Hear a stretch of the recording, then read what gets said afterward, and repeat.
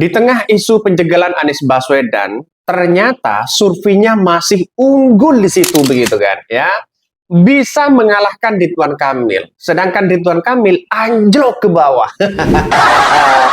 Ini menarik begitu kan. Bayangkan seorang Anies Baswedan ya sudah dicegal, tidak didukung oleh partai begitu kan ya. Partai bersatu untuk melawan Ridwan melawan Anies Baswedan begitu kan ya. Tapi ada survei yang begitu menarik bahwa Anies Baswedan ya surveinya sangat tinggi sekali. Padahal ini sudah dicegal. Ini nggak kebalik atau bagaimana begitu kan ya? Yang digadang-gadang menang satu putaran, yang digadang-gadang menang karena koalisi gemuk, yaitu adalah Ridwan Kamil. Kenapa kok bukan Ridwan Kamil surveinya yang paling tinggi? Kenapa kok Anies Baswedan?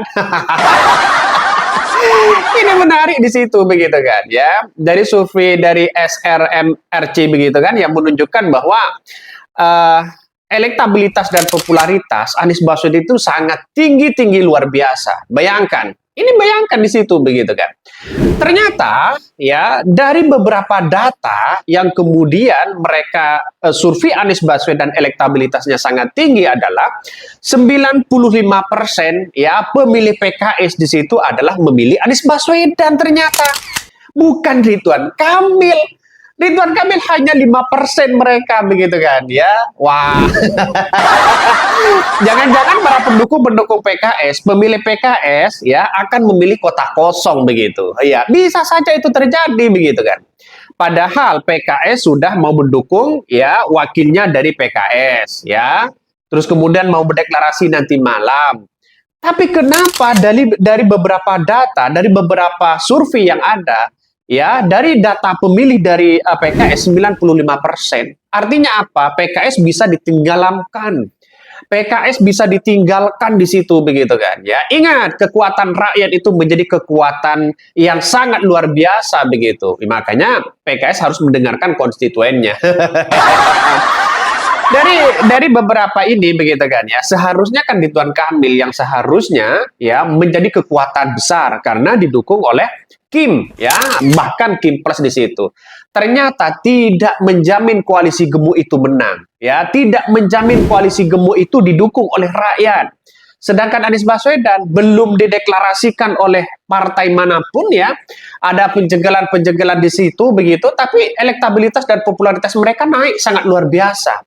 Padahal ini belum satupun partai yang memberikan rekomendasi kepada Anies Baswedan. Coba kalau ada satu partai seperti PKB, Nasdem misalnya, memberikan satu rekomendasi bahwa ingin mendukung Anies Baswedan, saya yakin dan saya yakinnya bahwa Anies Baswedan 50% ke atas ya surveinya itu. Jadi kenapa kok pada takut kepada Anies Baswedan begitu kan? Ada apa di balik ini semua sampai ada penjagalan? Inilah ya kabarnya Pak Surya Paloh bertemu dengan seorang Jokowi begitu kan ya, dan bahkan Jokowi memerintahkan harus cabut dukungan kepada Anies Baswedan. Ini ada apa di balik ini semua? Padahal Anies Baswedan adalah ya pejuang politik yang ingin membenahi negara. Bagaimana negara sekarang ini ya disandra dengan berbagai kasus yang ada. Jadi kita lihat saja realitasnya ya. Pasti sebentar lagi ada reshuffle begitu kan ya.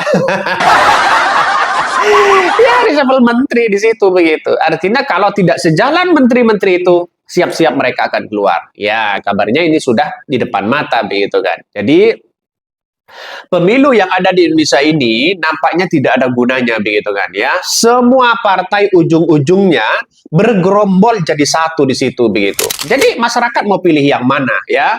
Nggak ada bedanya di situ, sama aja semua. Lihat saja partai PKS dulu begitu sebagai representasi partai Islam yang punya kekuatan luar biasa ya, godaan-godaan di situ tidak pernah mereka tergoda sedikit pun oleh kekuasaan. Bayangkan ya, diibaratkan setan pun menggoda PKS, mereka tidak akan berani, takut di situ begitu kan. Justru sekarang malah sebaliknya, PKS yang menggoda itu. Dengan cara apa? Hawa nafsu mereka begitu kan. Dan pada akhirnya apa? Tidak mendengarkan konstituen rakyat. Padahal dari survei SMRC 95% pemilih adalah memilih Anies Baswedan dibandingkan dengan Ridwan Kamil. Ini aspirasi rakyat. Mana perkataan kader PKS yang mengatakan saya akan mendengarkan aspirasi rakyat, mendengarkan apa yang dijalankan oleh rakyat, tapi pada ujung-ujungnya ya rakyat tidak didengarkan. Ya sama aja begitu kalau partai berkuasa. Padahal mereka hanya berkuasa di DPRD DKI Jakarta. Bagaimana kalau mereka berkuasa di parlemen? Wah, PDP akan kalah. Ya inilah politik yang ada saat ini begitu kan. Makanya survei Anies Baswedan ini sangat-sangat tinggi, sedangkan Ridwan Kamil ya anjlok jauh mereka begitu kan. Dari data survei SMRC ketika head to head-nya begitu kan ya, ketika berhadapan dengan Ridwan Kamil, Anies Baswedan Ridwan Kamil, maka posisi Anies Baswedan adalah 42,8%, sedangkan Ridwan Kamil adalah mencapai 34,9%. Artinya jauh mereka begitu kan. Masyarakat DKI Jakarta masih membutuhkan Anies Baswedan, masih memilih Anies Baswedan di situ dibandingkan dengan Ridwan Kamil. Karena Ridwan Kamil itu ya secara kualitas ya, secara elektabilitas, popularitas mereka begitu kan jauh, apalagi gagasannya begitu kan. Jauh. Coba kita lihat saja Ridwan Kamil memimpin Jabar, apa keberhasilan mereka sebagai proyek mercusuar terbesar ya, apa mereka janjinya bagaimana, sudah ditepatin belum? Nah ya masyarakat harus tahu di situ begitu. Jadi artinya apa? Artinya bahwa apa yang terjadi selama ini kepada Anies Baswedan, oke lah tidak ada masalah. Kalau toh pada akhirnya tidak dipilih oleh partai, tapi masyarakat punya hak untuk meninggalkan partai itu. Makanya nanti sewaktu-waktu ada gerakan bahwa di parlemen masyarakat akan memilih 3 partai itu. Ya nggak tahu partai apa. Mungkin partai PDP, partai Golkar, atau partai PKB. 3 inilah yang kemudian pasti menjadi gerakan ya buat apa ya banyak-banyak partai, toh pada hakikatnya mereka ya saling punya kepentingan masing-masing di situ begitu. Akhirnya masyarakat harus bertindak, harus punya gerakan seperti itu. Dari survei SMRC begitu kan ya, mayoritas pemilih PKB, Nasdem ya dan PKS ya mereka akan memilih Anies Baswedan ya kalau ini lawannya adalah Ridwan Kamil. Mereka mayoritas di situ begitu kan. Artinya apa? Artinya secara tidak langsung koalisi perubahan yang dibentuk kemarin adalah masih menginginkan Anies Baswedan untuk maju ya sebagai pemimpin ya di Jakarta di situ. Ini menarik begitu kan. Artinya kenapa sih seperti Partai Nasdem mengatakan Pak Surya Paloh bahwa Anies Baswedan akan menjadi prioritas utama karena elektabilitas dan popularitas. Partai Nasdem akan melihat itu. Tapi setelah bertemu dengan Jokowi, mereka ya sudah dibalik begitu kan. Kemungkinan besar ya Partai Nasdem tidak akan mendukung Anies Baswedan. Ya sama aja dengan PKB, sudah dideklarasikan ya, sudah ada suratnya di situ begitu dari DPW, tapi pada ujung-ujungnya apa yang terjadi ya? Yang terjadi adalah ada yang mengatakan bahwa kemungkinan besar ya PKB tidak akan mendukung Anies Baswedan. Itu jelas ada nuansa-nuansa yang takut di situ begitu, apalagi sebentar lagi ya dari kader PDIP yang katanya mau di-reshuffle begitu kan, itu sangat potensi sekali. Dan hati-hati ya, bisa saja giliran PKB yang akan direbut. Inilah yang menjadi ketakutan oleh Muhaimin. Mungkin seperti itu begitu kan ya.